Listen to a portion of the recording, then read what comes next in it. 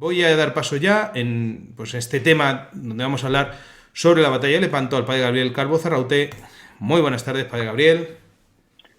Muy bienvenidos a todos nuestros seguidores, Padre Francisco, y muchas Y gracias por seguir otro año más, otra temporada más aquí. muy bien, y vamos a dar paso también a don Pedro Fernández Barbadillo. Muy buenas tardes.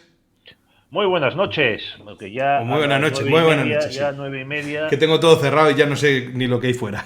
es que esas costumbres de los curas, que se deben de levantar temprano y acostarse, no sabemos a qué hora. Eso es lo que pasa a veces, sí. Sí. Bueno, pues a ver, yo quería introducir esta sección. Bueno, vamos a poner también aquí a Antonio que nos saluda. Enhorabuena y gracias por vuestra labor. Yo quería introducir esta sección porque hablamos de Lepanto, que es un evento histórico, pero hablamos también de lo que supone Lepanto como lucha de defensa de Europa contra el Islam.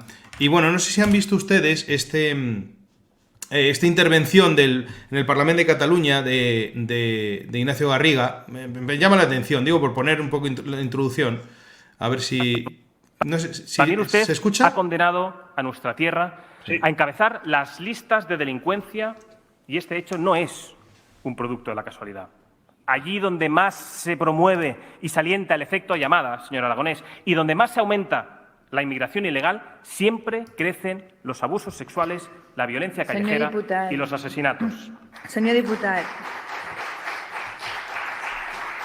li recordo que el deure dels diputats és complir el Codi de Conducta i en l'article 7 diu claríssimament que els diputats del Parlament han de mantenir en tot moment una conducta respectuosa amb els altres diputats i amb els ciutadans i una actitud exemplar d'acord amb el principi d'igualtat sense discriminació per raó de gènere, orientació sexual, creences, ideologia, origen o condició social, ètnia, llengua o qualsevol altra.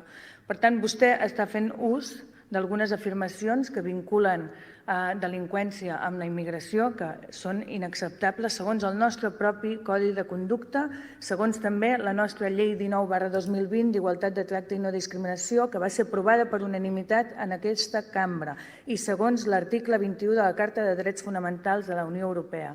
Per tant, jo li demano, evidentment, que torni a la qüestió i que no faci ús d'aquestes afirmacions.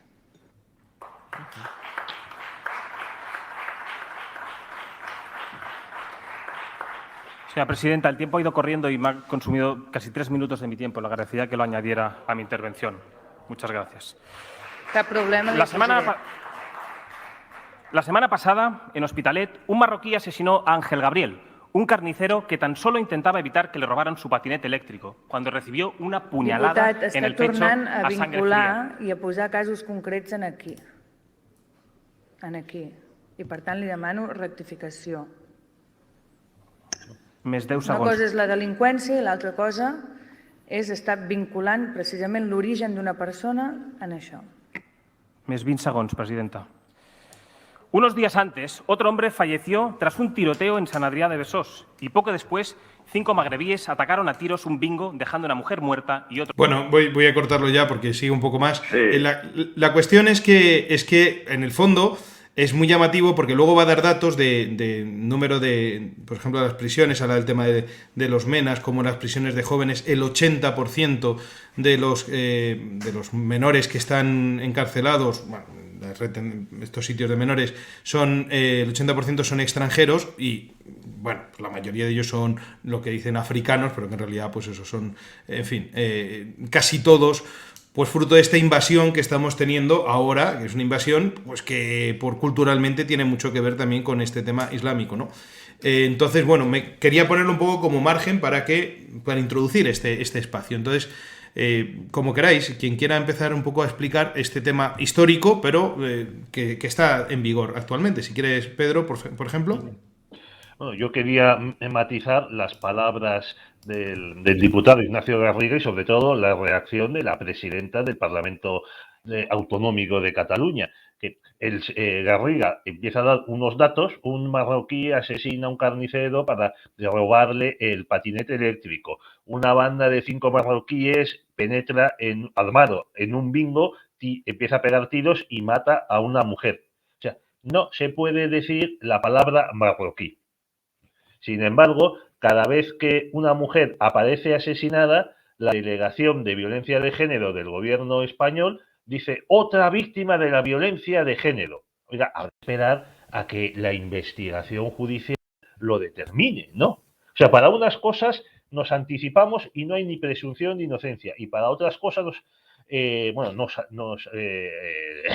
a decir no, el poder, el establishment, ya dice que no se puede mencionar unos hechos. En unos casos se los inventan, empiezan a fabular, no, esto ha sido violencia de género y tal. Luego se comprueba que algunos de estos casos pues son o suicidios, o no han tenido nada que ver, o son incluso asesinatos cometidos por otras mujeres.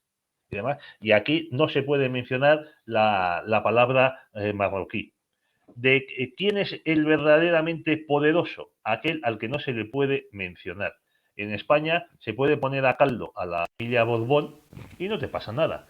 En cambio, pues en Cataluña, por ejemplo, hasta hace bien alguien criticaba a la familia Puyol, la del 3%, y bueno, le caía encima una buena tunda, porque la familia Puyol tenía, y esto quiero mencionarlo, guardaespaldas periodísticos y comunicativos como el comunista Manuel Vázquez Montalbán, que él escribió en los años 80 cuando salió el caso Banca Catalana y fue procesado Jordi Puyol por la Fiscalía. Dijo, nadie duda en Cataluña de que Jordi Puyol es un hombre honrado. Por tanto, ¿de quién podemos hablar mal? Pues de ciertas personas. ¿De quién no podemos hablar mal? Pues de los marroquíes y de otros grupos sociales y otros grupos poderosos. Nadie critica en los medios de comunicación a la presidenta del Banco Santander, o muy poquito, muy poquito, o al presidente de ACS, o a otros presidentes de grandes empresas, o a ciertos benefactores como Guillermo Puertas, al que encima el presidente del gobierno español decide darle 100 millones de euros de nuestro dinero, porque es un pobre hombre, Guillermo Puertas, que no dispone de dinero para su fundación y está tomando una labor tan filantrópica, pues hay que soltarle 130 millones de dinero de los españoles. Bueno, pues eso es lo que quería decir como introducción, aunque reconozco que me he salido un poco del guión marcado por el padre Gabriel. No, la cosa sería pensar también si en el siglo XVI hubiera habido este mismo ambiente, esta debilidad mental, hubieran sido capaces de armar, pues eso, esa defensa férrea de Europa frente al Islam, o más bien les hubieran abierto las puertas, pero en fin, como queráis seguir, si quiere el padre Gabriel o Pedro directamente para introducir ya propiamente el tema de Lepanto, lo que hayáis dicho. Bueno, pues Lepanto, del que vamos a celebrar el 451 aniversario mañana, pues es una de las principales batallas de la historia de la humanidad.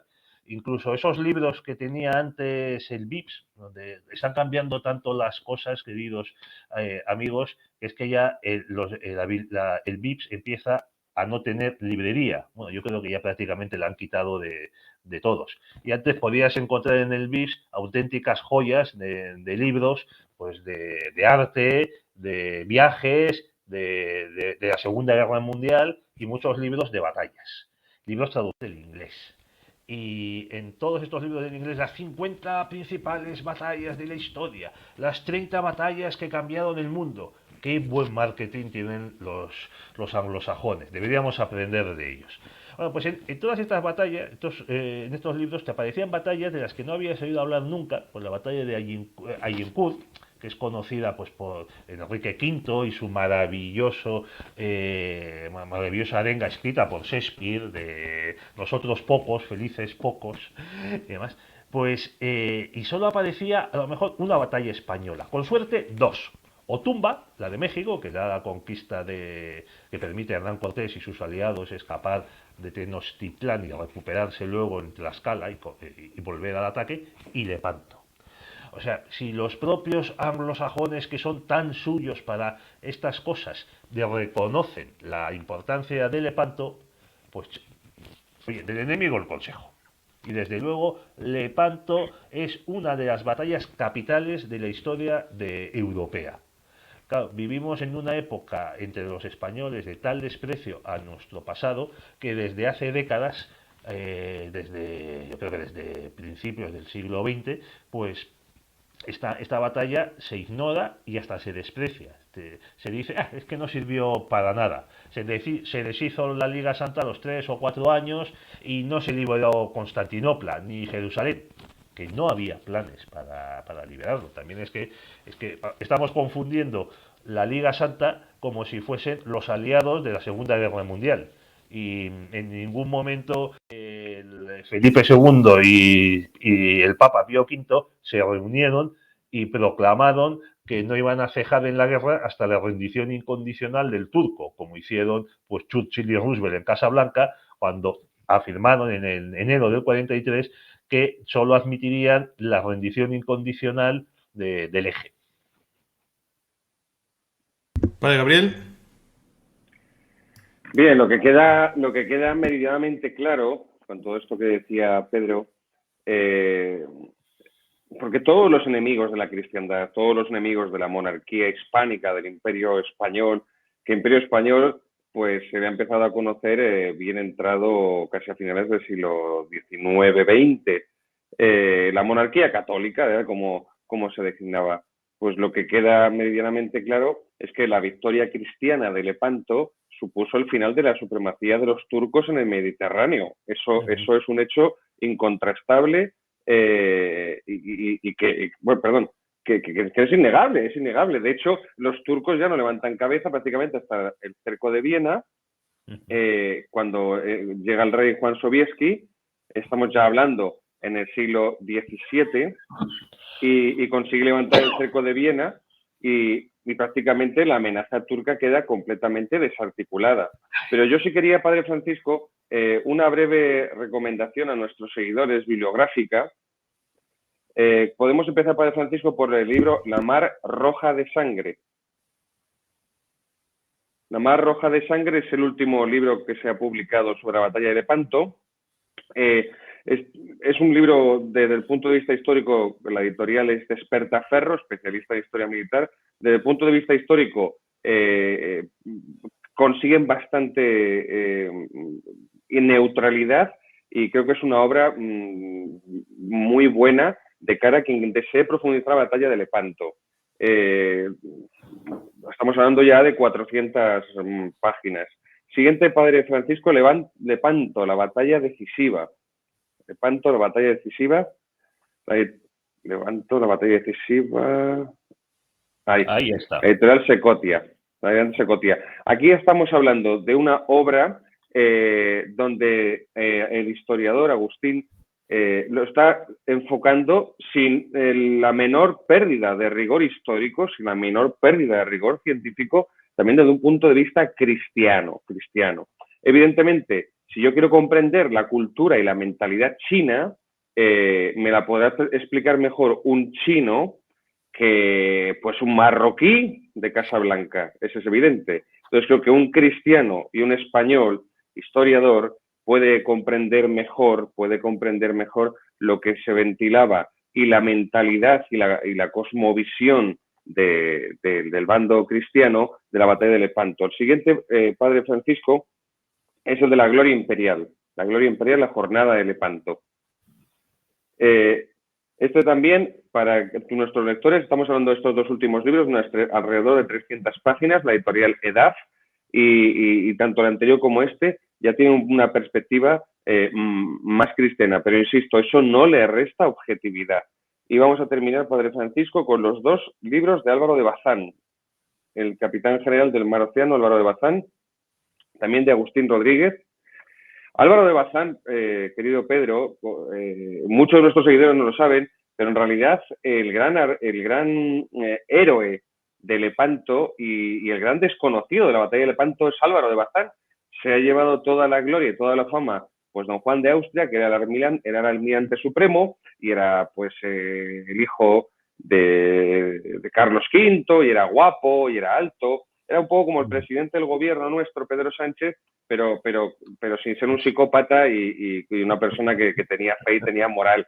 Pero bueno, era muy alto y muy guapo, muy guapo. Entonces, Álvaro de Bazán ha quedado ahí completamente en la penumbra, pero quien tiene la intervención decisiva en la batalla de Lepanto para que la escuadra cristiana se hace con la victoria es sin duda alguna él. Y terminamos con otro libro, Padre Francisco, de Luis Moya, El Señor de los Mares. Esto es una novela histórica, El Señor de los Mares, Luis Moya. Es una novela histórica que está bastante bien, no es que sea perfecta, pero bueno, está bastante bien fundamentada históricamente y está bastante bien escrita. Tampoco es que sea, antes Pedro citaba a Shakespeare, tampoco es nada Shakespeare ni mucho menos, pero está bastante bien escrita. Lo digo para nuestros seguidores, que los libros de historia les puedan resultar un poco áridos, un poco pesados, les pueda atragantar un tanto. Bueno, pues una novela histórica, siempre que esté bien documentada y siempre que esté bien escrita, pues es una forma muy interesante y muy didáctica de acercarse a la realidad histórica. Y antes de dar paso a Pedro, porque también me gustaría que nos hablara un poco Pedro de su último libro. Simplemente decir a nuestros seguidores que, bueno, que me han pedido que saludemos a nuestros seguidores de Chile, a nuestros seguidores de Uruguay y a nuestros seguidores de Estados Unidos, en especial de Miami, o Miami, así como dice, eso es Roy, ¿no? Miami, que se dice así. Bien. ¿Cómo definió Cervantes Lepanto? No olviden nuestros seguidores que Miguel de Cervantes combatió en Lepanto y definió aquella batalla de Lepanto como la más alta ocasión que vieron los siglos. Y al almirante Álvaro de Bazán, en la primera parte del Quijote, Miguel C. de Cervantes, la primera parte del Quijote, capítulo 39, primera parte del Quijote, capítulo 39, le dedica esta frase. La capitana de Nápoles, llamada la Loba, regida por aquel rayo de la guerra, padre de los soldados, por aquel venturoso y jamás vencido capitán don Álvaro de Bazán, marqués de Santa Cruz, porque don Álvaro de Bazán, nunca jamás en toda su carrera, que fue muy dilatada militar, nunca jamás sufrió una sola derrota. Ahí se le podría igualar con el gran Alejandro Magno, con Julio César, pero nunca sufrió ninguna derrota, al contrario. Limpió de piratas berberiscos el Mediterráneo, colaboró con el Duque de Alba después en la conquista de Portugal para que Felipe II, que era el candidato con más derechos al trono de Portugal, pudiera hacerse en estricta legitimidad con el trono de Portugal, y murió justo antes mientras estaba preparando la Armada Invencible, que precisamente si hubiera estado vivo don Álvaro de Bazán, pues ahora mismo, Pedro, antes hablas de los anglosajones, pues ahora mismo seguramente los ingleses, como la canción de los Nikis, estarían comiendo tortilla de patata y la moda sería en rojo y amarillo. Y termino con el soneto de Lope de Vega para que hable Pedro. Un soneto de Lope de Vega, para que también nuestros seguidores se hagan una idea de cómo los grandes españoles, los grandes del siglo de oro, tenían una mirada de profunda admiración hacia el gran desconocido de la batalla de Lepanto, el gran personaje oculto, el gran protagonista que fue don Álvaro de Bazán. Le dice Lope de Vega a don Álvaro de Bazán: el fiero turco en Lepanto, en la tercera el francés, y en todo el mar el inglés, tuvieron de verme espanto. Rey servido y patria honrada, dirán mejor quién he sido, por la cruz de mi apellido y con la cruz de mi espada. Te escuchamos, Pedro. Muy bien, pues voy a desobedecer un poco al padre Gabriel y voy a irme al principio.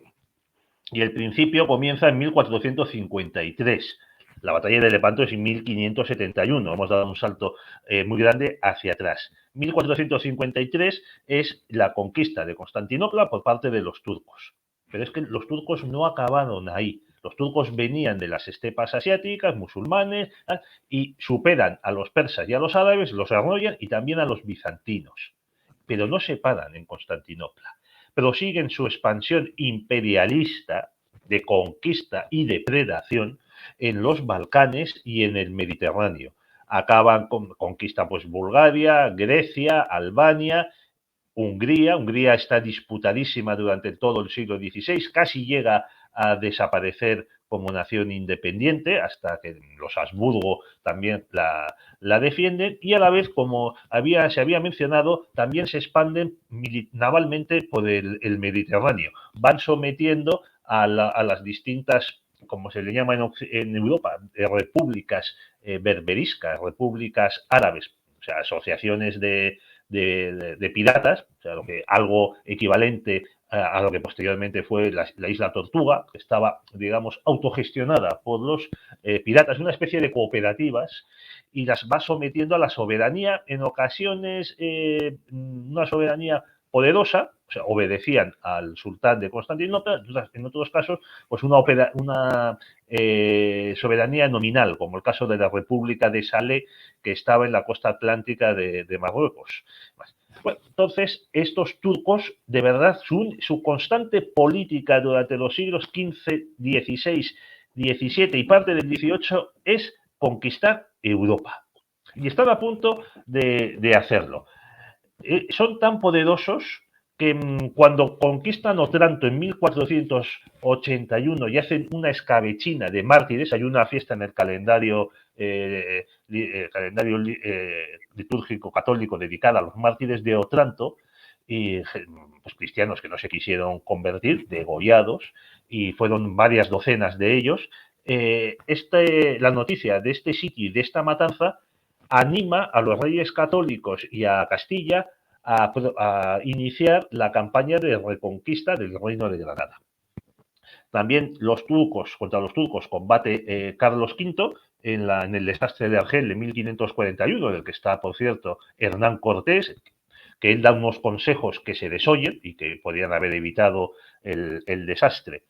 Y posteriormente pues sigue habiendo más campañas, más desastres, y llegamos ya por ejemplo, lo que es muy importante, en 1522 los caballeros de la Orden Hospitalaria de San Juan son expulsados de la isla de Rodas y Carlos V les concede la isla de Malta. Bueno, el archipiélago, porque son dos islas, la más grande es la de Malta. Es decir, Malta no es inglesa, señores. Malta era en principio española, y se la cede Carlos V a estos caballeros, que luego son conocidos como Orden de Malta, para que sigan con su misión de defender a los peregrinos y de combatir al otomano. Por eso tenían una flota, una pequeña flota, y sus miembros, los miembros de la orden, pues hacían votos de combatir, eran monjes soldados.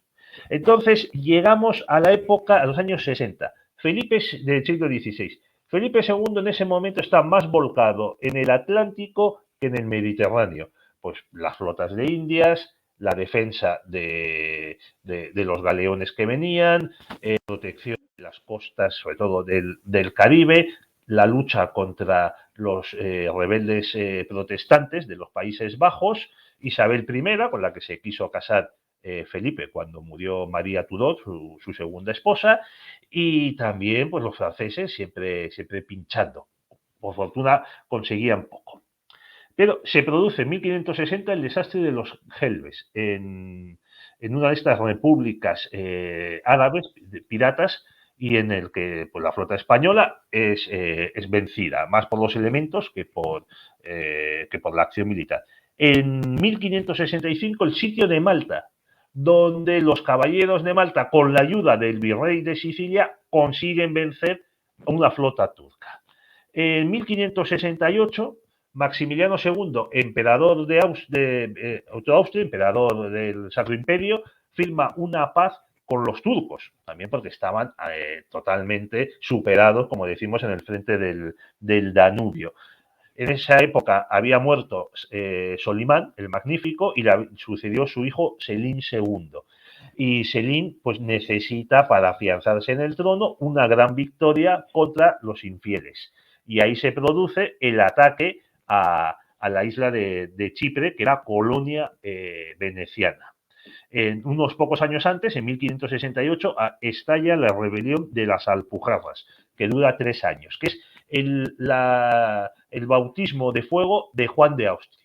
Es una guerra muy dura en la que también Felipe II quiere ir al frente él personalmente, no se atreve a pasar de Córdoba, de lo dura que es la guerra, de que podía haber aceifas, racias, podía caer prisionero, y va Juan de Austria y consigue vencer. Los turcos se entrometen enviando pues, una especie de, no tropas, pero sí asesores, oficiales experimentados y algunos suministros. Esto acaba en 1571.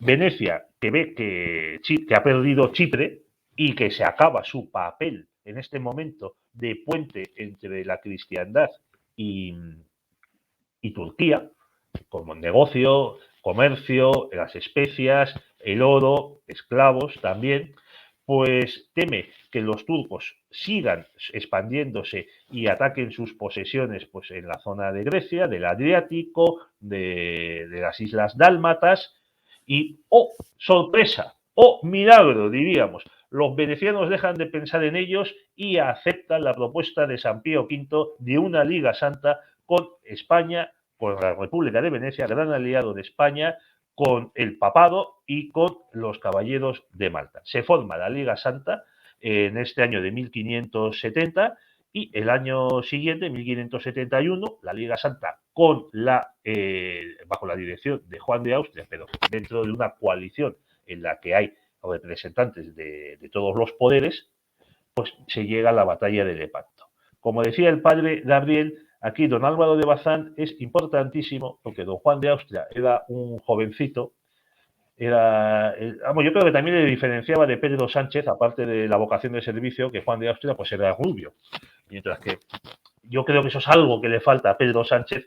No sé si le teñirán de rubio en la serie que están filmando, porque ya es lo que le falta, ser rubio y ojos azules y demás. O sea, superar incluso a Brad Pitt.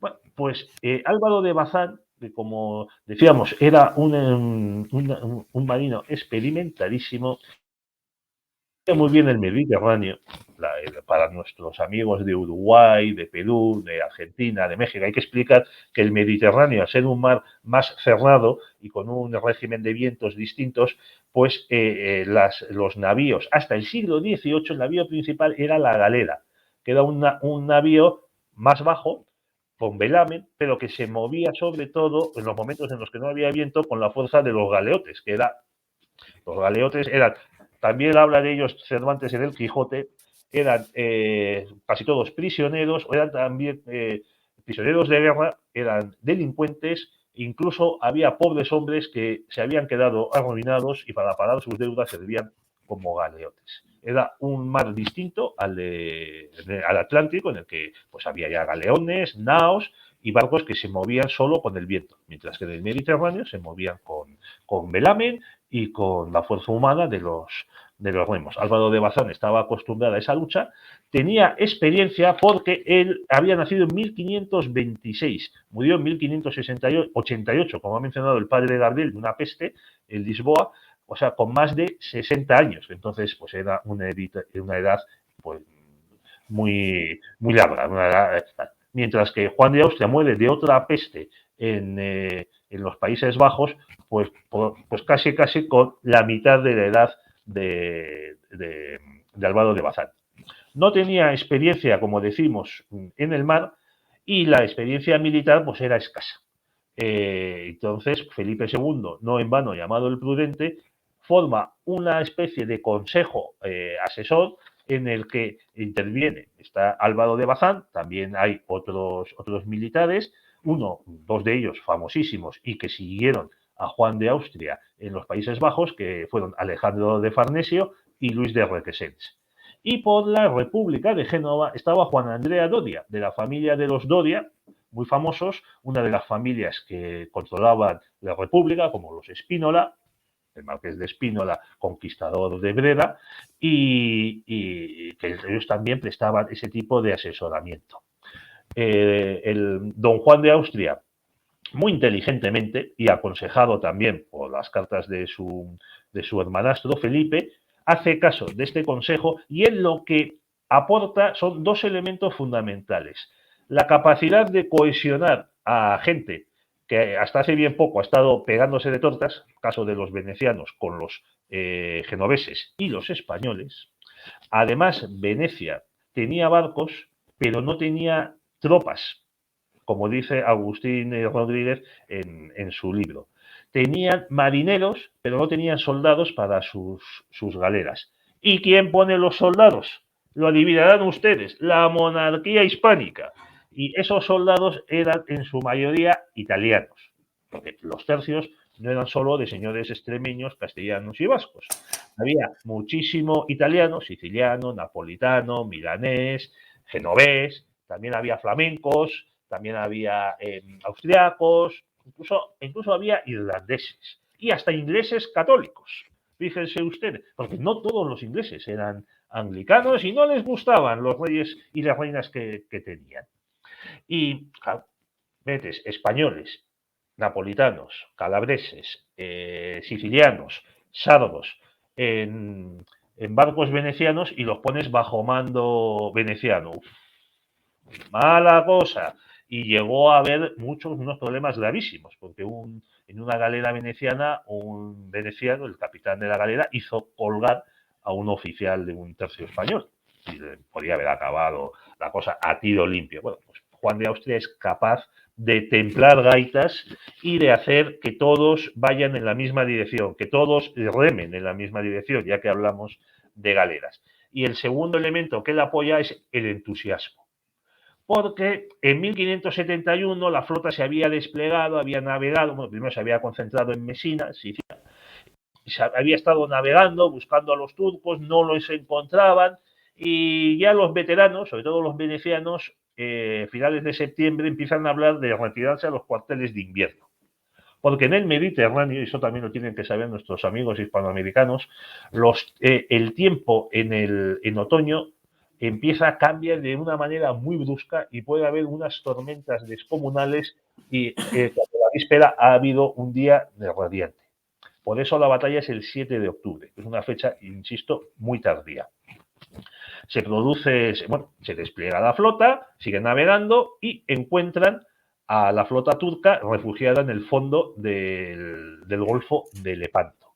La flota turca ataca, forma la tradicional media luna, con el objetivo de que los dos brazos, las dos puntas de esa media luna, rompan las líneas de la flota atacante, la rodeen y entonces la aniquilen, mientras que la flota española, la flota de la Liga Santa, se divide en tres bloques, pues el flanco izquierdo, flanco derecho, central. Al frente 6 galeazas venecianas, que eran, para entendernos, una especie de acorazados, que tenían una artillería muy potente, además encima se habían limado los espolones de casi todas las galeras para que la artillería tuviese mayor visión y mayor campo de tiro. Y detrás, y aquí es donde entra la pregunta del padre Gabriel, y detrás, dirigiendo la reserva, estaba don Álvaro de Bazán. Y la inteligencia y el valor y la disciplina de Bazán es quedarse detrás, podríamos decir que es un puesto deslucido para el tal honor, y mientras tanto y está taponando las grietas que se producen, porque es verdad que hubo galeras turcas que llegaron a rodear, a cruzar, a atravesar, a pasar por detrás de las flotas, de las galeras cristianas, sobre todo entre las que estaban más al extremo de los flancos, entre la costa, en el hueco que dejaban las galeras y la costa. Y él se dedicó a perseguir a esas galeras y a reforzar los bloques que estaban flojeando. Incluso ayuda a la galera real de don Juan de Austria, que llega a pasar en algún momento ciertas dificultades. Y esta es la gran acción de don Álvaro de Bazán. Después de la victoria, y hay que decir que aquí combaten más de 400 galeras por cada bando, aparte de diversos buques auxiliares. Entre los turcos y la Liga Santa, cada bando llevaba más de 80.000 hombres, incluyendo los remeros. Y las bajas se calculan en 10.000 para el bando cristiano y unos 40.000, me parece, para el bando turco. El bando turco, musulmán, porque incluía pues bereberes y árabes del norte de África, cristianos renegados, como el caso de Ulux Ali, que era un campesino, un pastor calabrés capturado en una racia pirática y llevado preso. Entonces, pues la alternativa era, chico, trabajas como esclavo o te conviertes al Islam y reniegas y si vales, prosperas. Y este es lo que hizo. Era tan listo que se pudo escapar del sitio. Y al día siguiente, para confirmar lo que digo de las tormentas, hubo una gran tormenta que desbarató gran parte de las galeras turcas capturadas. Fue un gran trabajo en equipo.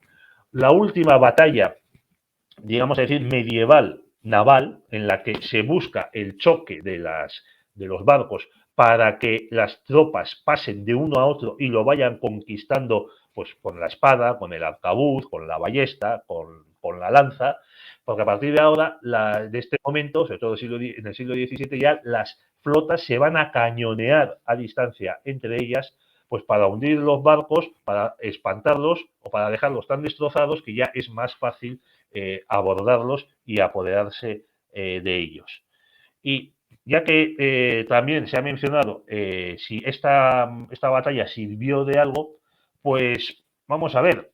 Primer sitio de Viena, eso fue 1529. El segundo sitio de Viena, 1683. Batalla de Lepanto en 1571. No vuelve a haber batallas navales. Los turcos siguen su expansión en Europa por tierra, no por barco. Después de la batalla de Lepanto, el sultán Selim envía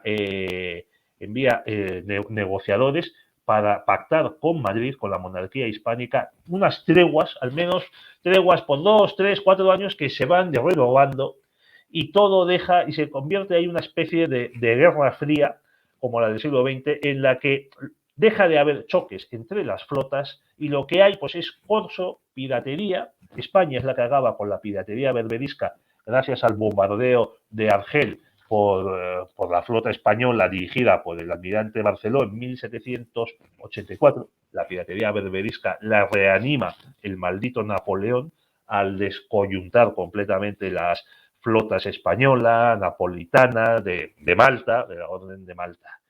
Y estos asuntos, pues no sé si quería decir algo más o me parece que ya pues lo he dicho. sí, tenemos que ir cortando. Bueno, digamos, y ya para acabar, el gran libro de un soldado del siglo XVII, el capitán Alonso de Contreras, El discurso de mi vida. ¿Dónde estaba haciendo el curso el capitán Alonso de Contreras a principios del siglo XVII? En las Islas Griegas. No lo estaba haciendo entre Malta, en el canal de Sicilia y demás. No. Ya se había ido a las Islas Griegas porque las cosas habían cambiado. Y ya, ahí acabo. Muy bien, pues muchísimas gracias. Como ponían aquí alguno Giuseppe Cupertino, decía, brutal resumen, me veo en medio de la batalla, ¿no? Estamos ahí imaginando las cosas. Perdón, que estoy aquí con un poco de tos y tengo que beber agua porque si no me quedo seco y por eso ha salido tal. Bueno, pues me alegro que a ese lector le haya podido explicar también. O sea, la batalla es muy conocida, hay mucho sobre ello y yo creo que lo importante es explicar cómo se llega a esa batalla y las consecuencias de ella. Que vivimos, se empieza a deslucir la importancia de Lepanto, que es un acto celebrado en todo el Imperio Español. Felipe II dio instrucciones a los virreyes que había entonces para que se celebrase pues, con luminarias, con arcos triunfales, con concursos de poesía. La batalla de Lepanto también se celebró en Londres. La reina Isabel felicitó al embajador español, pero se ha ido desluciendo por nacionalismo, también por anticristianismo, porque uno de los que escriben contra ella es, qué casualidad, al llamado filósofo Voltaire. Y luego después pues está el nacionalismo italiano, en el que dice, no, todo lo que supo hacer, todo lo que hicieron Juan de Austria y ese tal Álvaro de Bazán fue porque lo aprendieron de nosotros, de los genoveses y de los venecianos. Bueno, vale. Bueno, habría que ver entonces si existía Italia así, bueno, en fin. No, de ninguna forma. Por eso. Nada. Entonces, perdón, es que los napolitanos, los sardos, los sicilianos se consideraban ellos súbditos del rey de España antes que italianos, que no existía como concepto geográfico. Simplemente recordar que precisamente uníamos los dos temas, aparte por la fecha, porque están unidos por la fecha por eso. Es que además, gran parte para nosotros por la fe, gran parte de que esto fuera posible y que la batalla se ganara, y el Papa lo vio así, fue también por el resto del rosario. Cada uno puso su parte, ¿no? Y desde entonces por eso se celebra la Virgen del Rosario también, y es coincidente. Permítame añadir, padre Francisco, que una de las instrucciones que dio don Juan de Austria cuando zarpa la flota de Mesina, etcétera, es confesión general para todos y prohibición de blasfemias. Muy bien. Así que sabía lo que estaba en juego. Padre Gabriel, también, muy rápido. No, también por poner también en perspectiva histórica, porque Pedro ha puesto la perspectiva histórica en adelante, ¿no? Pues 1663, el segundo sitio de Viena, 1529, después de la derrota de Mohacs.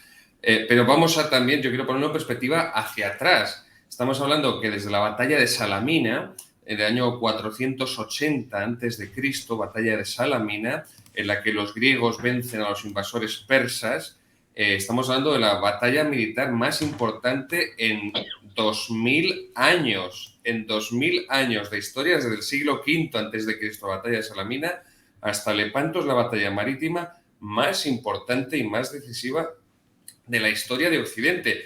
Que evidentemente en el siglo V a.C. aquellos persas no eran musulmanes, es evidente, todavía no había nacido Mahoma, faltaban unos cuantos siglos, pero que ahí se puede ver, y hago ahora un poco de filosofía de la historia, se puede ver esa constante que ha tenido Oriente de lanzarse a la invasión de Occidente. Es cierto que evidentemente la religión islámica, Padre Francisco y Pedro, querido mío, pues les da un plus, de motivación y de fanatismo, pero que ya los persas intentan hacerse con la puerta de Occidente, que no era otra cosa que las tierras de los griegos. Y del mismo modo que los griegos les frenan en Salamina porque consiguen unirse, cosa que fue un pequeño y breve milagro, porque entre ellos siempre andaban peleándose, los atenienses, los espartanos y las demás ciudades-estado griegas. Bueno, pues que los cristianos consiguen vencer en Lepanto porque se unen, pero se unen y acuden a la llamada del papado, pues los venecianos, Pedro, no quiero ser mal pensado, pero también los venecianos, no digo que no tuvieran fe y que no fueran católicos, no quiero cometer juicios temerarios, pero había muchos intereses comerciales por parte de los venecianos. Es que son zona de frontera. Claro, están entre medias. Bueno, no, pues pero ya es que está. además los venecianos estaban atemorizados, estaban con resquemores contra España. En el siglo XVI, que es cuando empieza la expansión española en Italia y sobre todo con la conquista del Ducado de Milán, claro, Venecia y España se hacen fronterizos cuando España conquista Milán, cuando el emperador Carlos V se hace con Milán. Y ahí empieza la disputa entre España, Francia, Venecia y ciertos papas por el control de la península italiana. Y muy importante también, simplemente para acabar hablando de algo que es muy contracultural en la propia Iglesia, el castigo divino, el castigo de Dios. Es decir, Francia se niega a colaborar y a secundar la llamada del Papa. El rey francés pactará con el turco para aprovechar y hacer operaciones en conjunto. Cada vez que tengamos problemas con los protestantes, le estarán lanzando también ofensivas los turcos. Bien, pues la justicia divina pues ha obrado que los musulmanes están invadiendo cada vez más Francia. Aquellos que pactaron con ellos en el siglo XVI contra el Imperio Católico, pues la justicia divina y la providencia tienen estas cosas. Ay, Gabriel, que no vamos nosotros mucho mejor. Pedro me mandaba aquí este recordatorio, su presentación de este libro, que ya hablamos de él la temporada pasada, pero bueno, pues una ocasión más para acercarse. Manual para Españoles sin Complejos, día 13 de octubre, 7:30, dice ahí, espacio Ardemans, que no sé eso dónde está, pero bueno, pues ahí... Bueno, está al lado de la Avenida de América, en la calle Ardemans, número 66. Un no hace local que da a la falta... calle. No hace falta reservar plaza ni nada, ¿no? Entrada ni libre. invitación Pues ni nada. Recibimos a todos con los brazos abiertos, como hacía antes. Nosotros jueves complicado para nosotros ir, pero bueno, pero los que quieran escuchar seguramente saldrán a tiempo más o menos para estar en directo en el programa. Muchísimas gracias, Pedro, por estar una vez más con nosotros y nos vemos la próxima vez. Adiós. Adiós.